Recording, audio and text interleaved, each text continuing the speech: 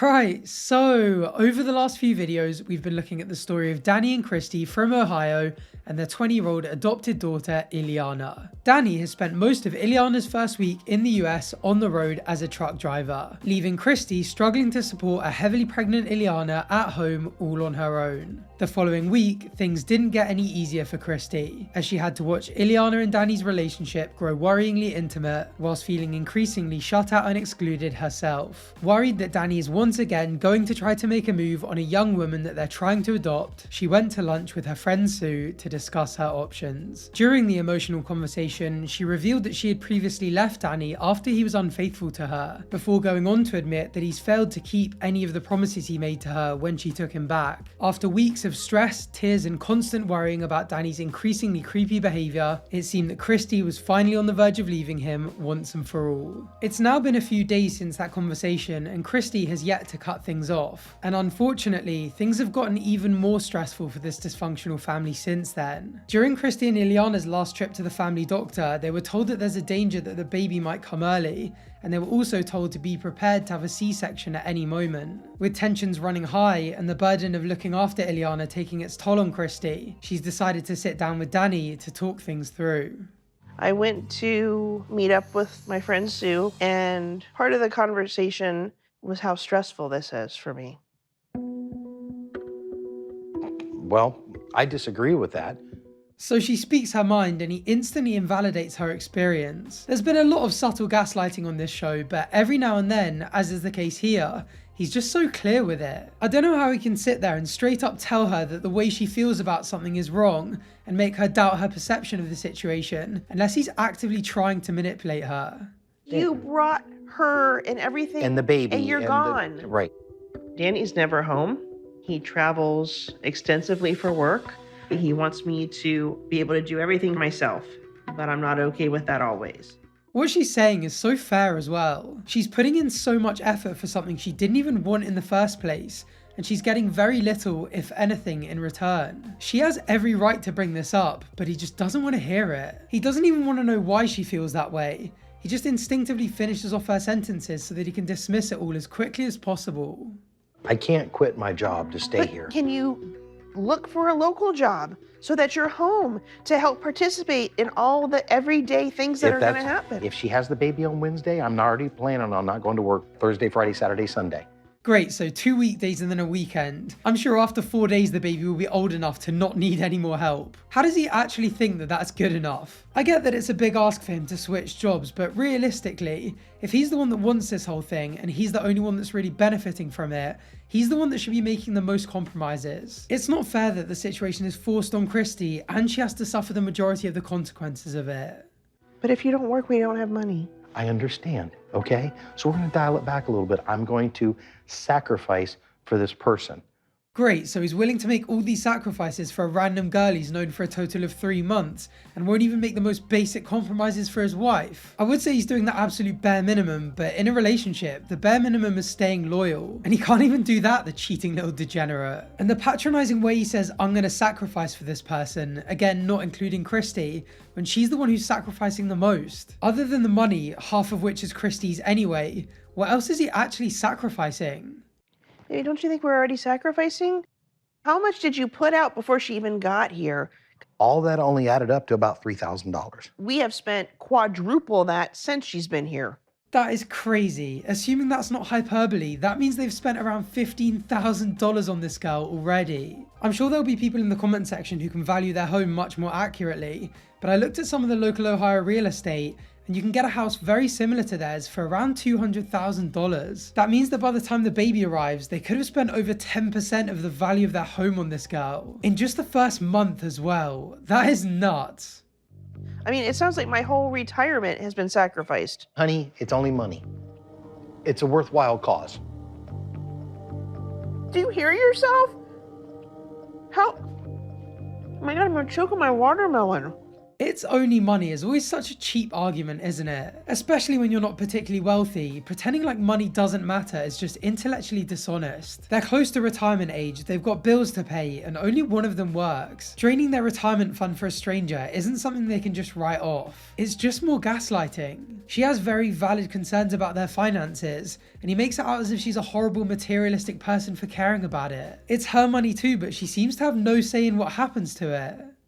Danny wants so badly to have the relationship with Ileana, but how much he wants it and what he's willing to do to get it, I have a really big problem with that. Who wouldn't as well? Being treated like this lower priority must be so depressing. I wish he had taken it just that one step further too, and not only been like, he wants this relationship with Ileana and I'm not always okay with what he's willing to do to get it, but also question why he wants it so badly. Because I'm sure if she said that part out loud, she wouldn't be okay with that either. I am doing everything I can in the best way I know how to support what you're wanting. And I appreciate that. But I don't feel that you're supporting me and my struggles through it.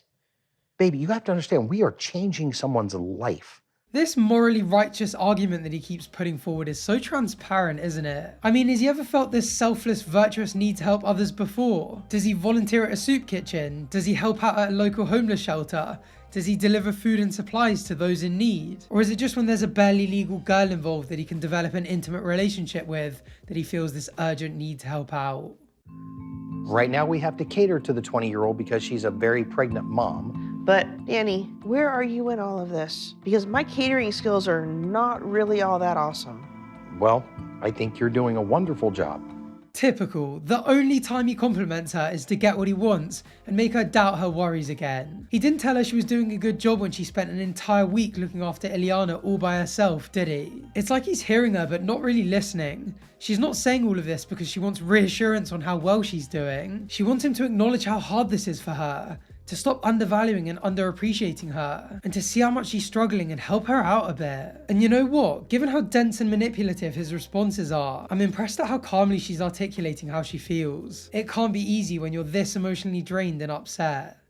I can't keep doing this. You're stressing and worried? Of course I'm stressing. Okay. I'm ready to cut ties. And it's so frustrating. I don't deserve it and I don't understand it. Yes, Christy, you don't deserve it. Cut those ties. Stop trying to make sense of it. And I'm so glad she interrupted him because he was 100% about to start another line of absolute BS. He was 100% just telling her that she's stressed out and worried so that she would get to the point, so that he could then massively underplay how much she should be feeling like that, wasn't he? I told you, I want us to work on us before you bring another human into our marriage, and you didn't do that. See, this is what we've been hoping to see all along. She stated her feelings in the beginning, he didn't listen to her, and now she's holding him accountable for that. I wish she could see just that little bit more that he's a complete lost cause and that she's wasting her time, because whatever she's hoping he's going to turn around and say or do is just never going to happen. What is broken between Christy and I has absolutely nothing to do with Ileana, but as a married couple, you've got to be on the same page. If Christy is not on board, that's going to be a real problem. A real problem for what? His pursuit of Ileana? He doesn't care that she's upset or struggling, he just cares that it's going to have a knock-on impact on him. And how's he going to say that it's got nothing to do with Ileana? I mean, there's definitely elements of her being frustrated at him for cheating on her and not keeping the promises he made. But these issues are very much exacerbated by him bringing a 20-year-old girl into their home against her will. You're asking an A personality person to change their mind. Okay, in this bit, I don't completely understand what he's trying to say. Like, what is an A personality person? So I googled it, and apparently there's such thing as a type A personality, which means that the person likes to be in control and in charge of their life. I also think he could just be adding the Latin prefix A, which means the opposite of, like, asymmetry, onto the word personality, kind of inaccurately trying to convey that he's got a personality that's very set in a certain way and isn't open to change. Either way, it just sounds like a cowardly way of saying he's a stubborn narcissist who doesn't give a shit about anyone else's opinions, his wife included. And somehow, he follows it up with something even worse. Honey, you're not easy to live with. Like, how is that relevant? This is his wife. It's not a competition on who's easier to live with. And even if she is difficult to live with, that doesn't make her concerns about living with a heavily pregnant stranger any less valid. It's so condescending as well. I swear him responding like this is actually making it easier for her, because surely she's sitting there like, yeah, there is no getting through to this man. I give and you want more. My gosh, you're so mean sometimes. See, and respectfully disagree with you. I am mean sometimes, but I'm not always that way. Nice one, you divvy. You just said exactly what she just said. She says he's mean sometimes, and he's like, no, I'm not mean all the time, just sometimes. That was literally her point. It's actually infuriating. Rather than taking his wife's side, he's getting defensive of criticism of Ileana. I don't want to be treated the way I'm being treated. I'm definitely looking at options to leave. I'm done.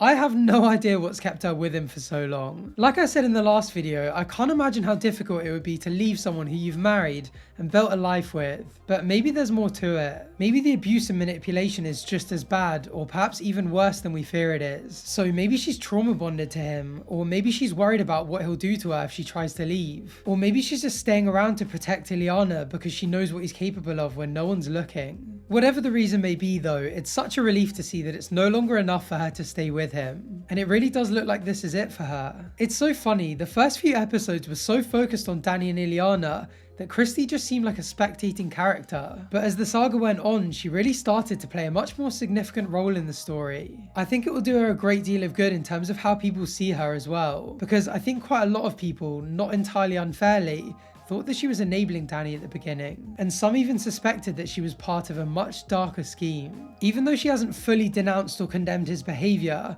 she has distanced herself a lot from it here. Unfortunately, her path towards vindication was cut short, because this was the final scene from episode 3, and the only glimpse into the future at this point we got was this look ahead to the next episode.